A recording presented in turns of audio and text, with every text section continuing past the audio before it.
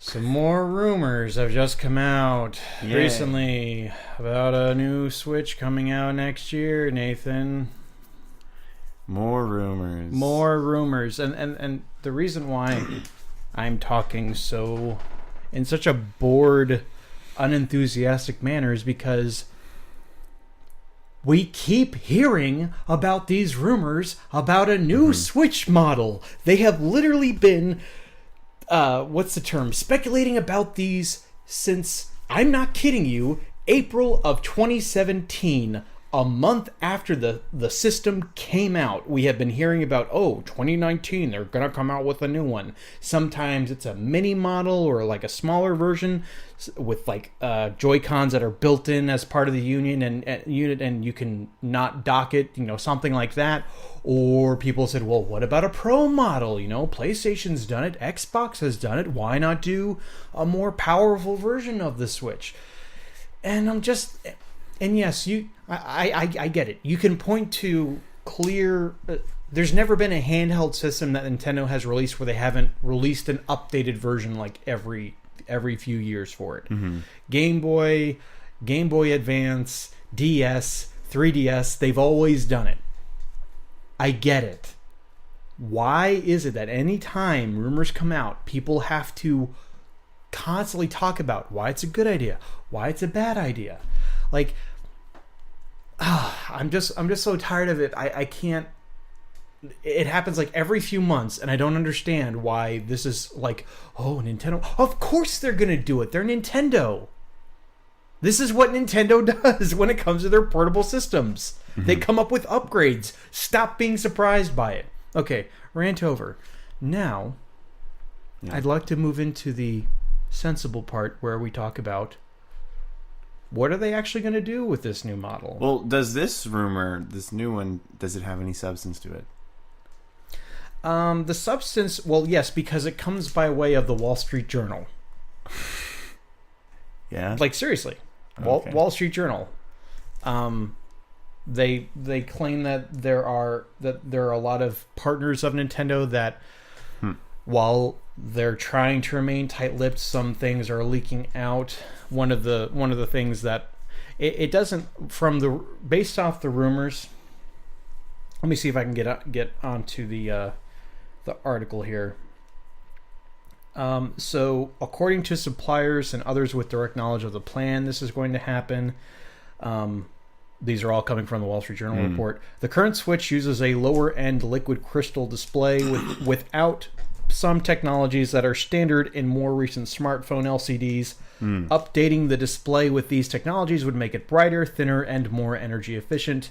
The updated Switch isn't expected to adopt the organic light-emitting diode, or OLED, panels used in Apple's iPhone X series, or all of Samsung's phones since the Galaxy S4. They've been using OLED screens. Like that's not a big deal. But they're saying that they probably won't go that way. They're probably right. They're pricier screens. Nintendo seems to do more with less. But it is kind of interesting when the Switch released. They didn't. I remember a lot of people saying like this is the best LCD screen Nintendo has ever offered on their handhelds, and the system has been out for about a year and a half. So to me it's fine for what it does. Other people are saying, of course, you're going to need to offer more storage, more built-in storage, because it only comes with 32 gigs. Yeah, and I could see them doing that. I could see them at least doubling that. If not offering like different, although you don't really need to do that because you have a micro SD card. So a new screen, sure, you could do a new screen. I think it would actually be a good idea to upgrade to a 1080p screen as opposed to a 720p screen. I mean, games may take a hit, but let me actually get into more details on that later. But the next feature would be something like, aside from memory expansion, of course, better battery is an idea that people are throwing around, and also the screen size, the bezel on the screen. It has a bit of a bezel, like a border around the screen that's Mm-hmm. a little bit annoying. And when you look at it, you do think like, yeah, they probably could have had the screen take up more of the actual face Yeah. of the Switch. So that would probably be an improvement. And of course, the Switch runs very hot. So hopefully make a more energy efficient model that, you know, maybe not a bigger battery, but a more efficient way of handling the battery. Yeah. So if you did like a higher resolution screen, and if you gave it a chipset, like a lot of people, of course, with the PlayStation 4 Pro and the Xbox One X, people are thinking like, oh, well, maybe they could do a more powerful one. Even though they did that with the new 3DS, I don't see them doing that with the Switch because it would make it a bit... You kind of have the issue of, well, is it going to be like the PlayStation 4 Pro and the Xbox One X, where you have all of these, where you have like... It's so weird when you do that dynamic when you have a base model and an updated version, because people are always wondering if they have the base model, well, am I going to get the inferior version of the game that like is not going to be playable, kind of like a Hyrule Warriors Legends situation on the 3DS? Or is it going to, or if you have the updated model, are you thinking, is this game being held back because it has to run on the older hardware too? So it doesn't matter like what you have, you're always kind of paranoid about that stuff. So to me, it always, it doesn't make sense hardly ever to do this. And I think Nintendo should only make it powerful enough to run games at 1080p undocked. But everything else is the same. I think that would be a good idea for them to do. Yeah, I mean, I'm no expert on like screen resolution and all that stuff. But. Well, it currently has a 720p. I mean, anything below 720p is considered not high definition. So 720 is like the minimum for HD? Right. And then 1080p is true HD. I think they need to give it a 4K screen. And sell it at $200. Yeah. Never. Totally. Never ever. Is that possible? That's not possible, right? That's not possible. Okay, yeah. Well, a screen that size being 4K, that is possible. That is? Okay. Yeah. I mean, there are like this and several smartphones are like just shy of 4K. And that's what like not even a 6-inch screen. Yeah. And I think the Switch is a 6-inch screen. But if they went close to that, the games would run really bad. Slower, yeah.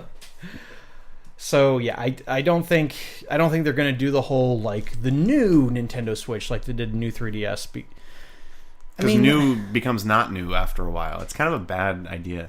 Well, yeah, that's kind of a branding issue altogether. I mean, things like Plus or Pro seem to work pretty well, or S. Add an S that means nothing S model, to the end. So much better.